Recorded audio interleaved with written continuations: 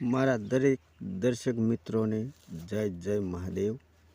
આજે આપણે વાત કરવાના છીએ ભોળાનાથની, જે હાલમાં મહાકુંભ મેળો જામવાનો છે તેની। કુંભનો મેળો કેવી રીતે ભરાવાનો ચાલુ થયો, તેનું રહસ્ય કોની સાથે સંકળાયેલું છે અને કેટલા વર્ષે ભરાય અને કઈ કઈ જગ્યાએ મહાકુંભ મેળાનું આયોજન થાય, તે બધી જ વાત આજે આપણે પુરાણોના આધારે કે ગૂગલ કે યુટ્યુબને આધારે મળી આવેલા વાતો કરવાના છીએ। જો તમે અમારી આ સાહિત્ય સ્ટોરીમાં નવા હોય તો અમારી સાહિત્ય સ્ટોરી ચેનલને સબસ્ક્રાઈબ કરી દેજો, જેથી કરીને આવનારી આવી જૂની વાતો તમારા સુધી પહોંચી શકે। તો ચાલો હવે વાત કરીએ મહાકુંભ મેળાની। કહેવાય છે કે એકવાર દુર્વાસા મુનિ દેવતાઓને મળવા આવે છે અને ત્યાં દુર્વાસા મુનિની મુલાકાત ઇન્દ્ર રાજા સાથે થાય છે। ઇન્દ્ર રાજાને જોઈ દુર્વાસા ઋષિ ખૂબ જ પ્રસન્ન થાય છે અને પોતાના ગળામાં રાખેલી માળા કાઢી રાજા ઇન્દ્રના ગળામાં પહેરાવે છે। પરંતુ અહંકારમાં ડૂબેલો રાજા દેવરાજ આ દુર્વાસાની પહેરાવેલી માળા કાઢી તે પોતાના હાથીની સૂંઢમાં પહેરાવી દે છે। આ મહાકુંભ મેળાનું દુર્વાસા અને રાજા ઇન્દ્રની સાથે જોડાયેલી આ એક કડી છે। શું આ કહાની સમુદ્ર મંથનની સાથે પણ જોડાયેલી છે, તેની હવે વિસ્તારથી વાત કરીએ। પહેલાં તો કુંભ શબ્દનો અર્થ તમને કહી દઉં। કુંભ શબ્દનો અર્થ થાય છે ઘડો। ધાર્મિક શબ્દમાં એને વાપરીએ તો મહાકુંભ એટલે અમૃતથી ભરેલો ઘડો આવો થાય છે। આ મેળામાં અઢળક માનવીઓ આવે છે અને આ મેળો 4 જગ્યાએ થાય છે। નંબર 1 હરિદ્વારમાં થાય, નંબર 2 પ્રયાગરાજ, નંબર 3 ઉજ્જૈનમાં અને ચોથી જગ્યા છે નાસિક। મહાકુંભનું આયોજન કરવામાં આવે છે। આ સાલ આ મેળો ઉત્તર પ્રદેશના પ્રયાગરાજમાં ભરાવાનો છે, જેમાં હિન્દુ ધર્મના લોકો બહુ આવે છે અને માને પણ છે અને દેશ વિદેશથી લાખો માણસો આ મેળામાં ભાગ લેવા પણ આવે છે।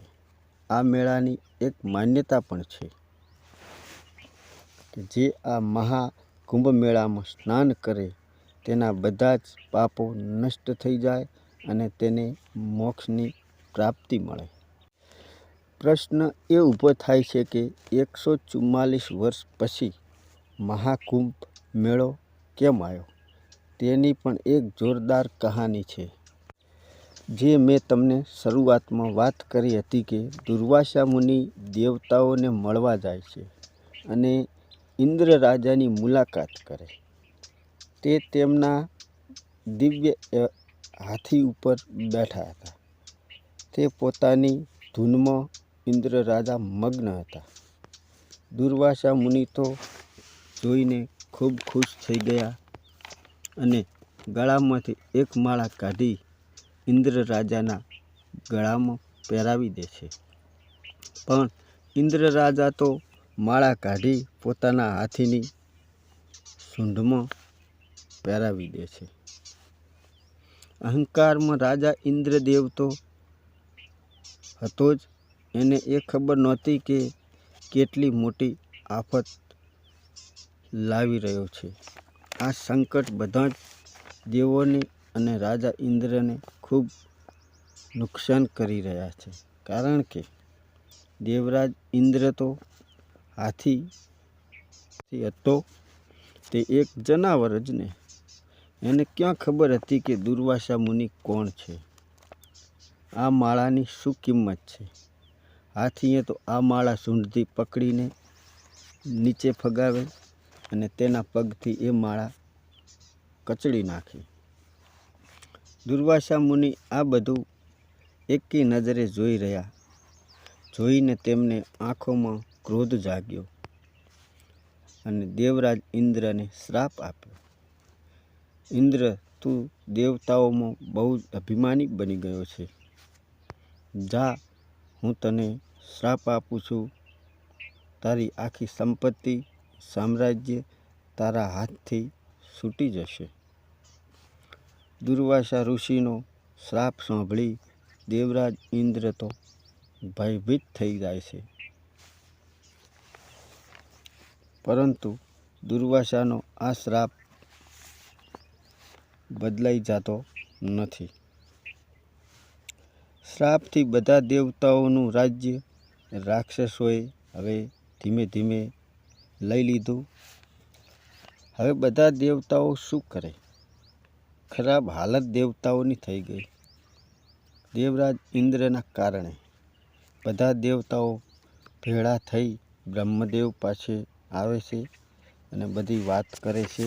પરંતુ બ્રહ્માજીને પણ આ વાતનો કોઈ જવાબ મળતો નથી. ત્યારે બધા દેવતાઓ ભેળા મળીને ક્ષીરસાગરમાં આરામ કરી રહેલા ભગવાન વિષ્ણુ પાસે આવે છે અને દુર્વાસા ઋષિનો શ્રાપ અને રાક્ષસોના આક્રમણની વાત કરે છે. આ દેવતાઓની વાત સાંભળી ભગવાન વિષ્ણુ એક ઉપાય બતાવે છે કે તમે રાક્ષસો પાસે જાઓ અને આ ક્ષીરસાગરમાં સમુદ્ર મંથન કરો અને જે અમૃત નીકળે તે તમે બધા પીને તાકતવર અને અજય બની જશો. ભગવાન વિષ્ણુની વાત સાંભળીને દેવતાઓ થોડીક શાંતિ મળી. એના પછી તે રાક્ષસોએ અને દેવતાઓએ સમુદ્ર મંથનની વાત કરે છે. બધા રાક્ષસ પણ તૈયાર થઈ ગયા, કારણ કે અમૃત પીવા માટે જે નીકળે છે તે અમૃત, અને બધાને અજય થવાની પણ લાલસા જાગી.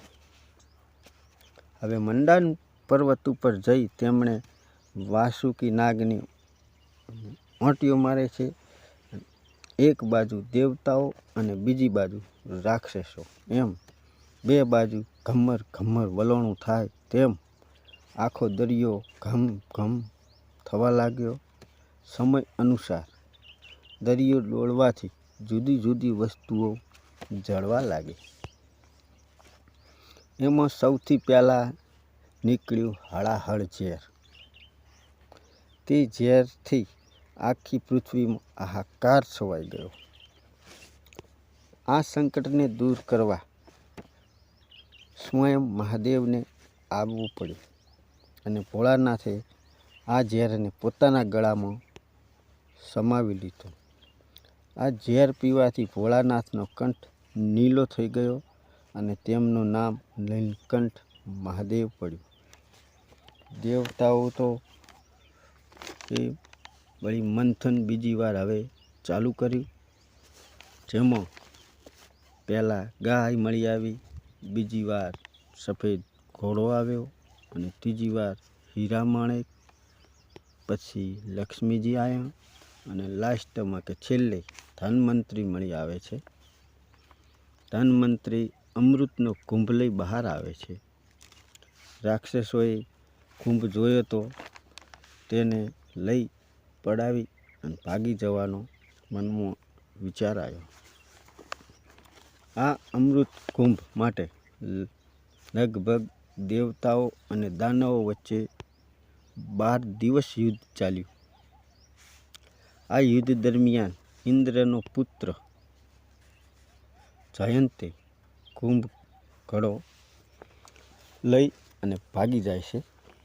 કહેવાય છે કે દોડતા દોડતા કુંભમાંથી અમૃતના 4 છાંટા છલકાય છે અને એ ધરતી ઉપર અલગ અલગ જગ્યાએ પડે છે. જેમાં કે પહેલું પ્રયાગરાજમાં આવે, નંબર 2 હરિદ્વારમાં પડે છે, નંબર 3 ઉજ્જૈનમાં એક છાંટો પડે છે અને છેલ્લે નાસિકમાં. આ 4 જગ્યાએ અમૃતના છાંટા પડવાથી આ 4 જગ્યાઓ પવિત્ર ગણવામાં આવે છે. ત્યારથી આ કુંભ મેળાની શરૂઆત થઈ ગઈ. આ તો હતી કુંભ મેળાની કહાની. કુંભ મેળો ઘણા સાલ પછી કેમ આવે છે? આનો જવાબ મેળવવા આપણે પાછા પેલા 12 વર્ષ યુદ્ધમાં જવું પડશે. જ્યારે 12 દાડા યુદ્ધ ચાલ્યું અમૃત માટે. અમૃતનો દાનવોને પણ જોઈતું હતું અને દેવતાઓને પણ જરૂરી હતું. ધાર્મિક શાસ્ત્રોના અનુસારમાં દેવતાઓને એક દિવસ આપણા માટે 1 વર્ષનો ગણાય. માનવામાં આવે છે કે જ્યારે પ્રયાગરાજમાં ત્રિવેણી સંગમમાં, હરિદ્વારમાં ગંગા નદી, ઉજ્જૈનમાં શિપ્ર નદી અને નાસિકમાં ગોદાવરી નદીના કિનારે અમૃતરૂપી શક્તિ જાગૃત થાય છે. અને આ જ કારણ છે લાખો માનવીઓ આ પવિત્ર નદીઓમાં ડૂબકી લગાવવા આવે છે અને મોક્ષની તેમને પ્રાપ્તિ પણ થાય છે. મિત્રો, હવે આપણે ખબર પડી ગઈ કે કુંભ મેળો કેમ ભરાય છે. ચાલો હવે તમને એ સમજાવું કે કુંભ કેટલા પ્રકારના હોય. કુંભ અલગ અલગ 4 જાતના આવે.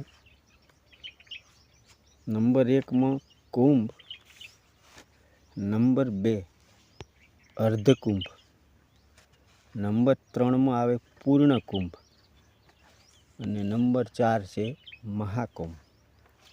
કુંભ મેળાનું આયોજન 12 વર્ષે હરિદ્વાર, નાસિક, ઉજ્જૈન અને પ્રયાગરાજમાં થાય.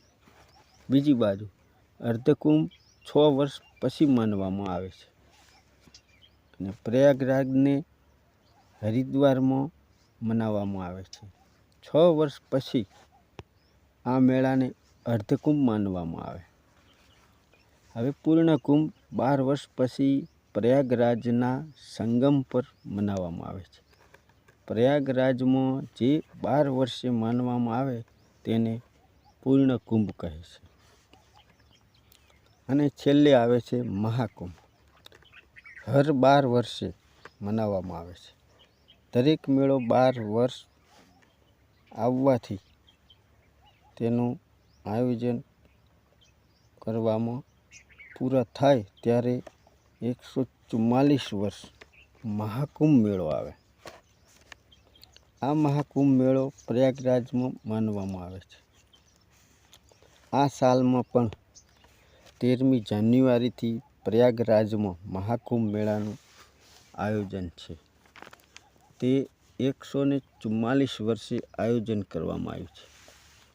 આ મહાકુંભ 45 દિવસ ચાલવાનો છે. તે 26મી ફેબ્રુઆરીને મહાશિવરાત્રિએ પૂરો થશે. મહાકુંભ મેળાનું આયોજન પ્રયાગરાજમાં કેમ કરવામાં આવે છે? તો આની પાછળ પણ ઘણી માન્યતાઓ છે. પ્રયાગરાજને ધાર્મિક નજરથી માનીએ તો ખૂબ મહત્વ માનવામાં આવે છે. ત્યાં ગંગા, યમુના અને સરસ્વતી નદીઓનું ત્રિવેણી સંગમ થાય છે. તે કુંભ મેળામાં જે સ્નાન કરે તેમના બધા જ કષ્ટો દૂર થાય છે અને મોક્ષની પ્રાપ્તિ થાય છે. તો આ હતી કુંભ મેળાની માહિતી. જય ભોળાનાથ.